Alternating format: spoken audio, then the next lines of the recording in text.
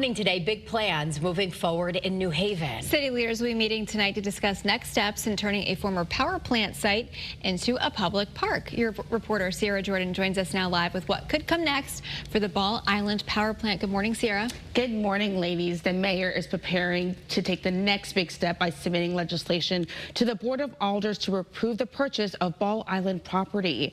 The goal is to transform this long vacant power plant site into a new waterfront park for the community. For decades, the power plant on Ball Island has been vacant. City officials say the plan is to acquire the property and turn it into a public park, including an outdoor pool. The proposed Mill River Park would offer about 3,000 feet of waterfront access. Mayor Justin Elicker says the site has been a blight on the community for far too long, following years of legal battles between the state and United Illuminating over environmental cleanup. Tonight, the mayor will ask the Board of Alders to move forward with approval to acquire the Ball Island property.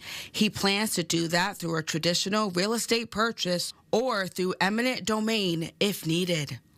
The proposal still needs to be approved by the Board of Alders Committee, then the full board.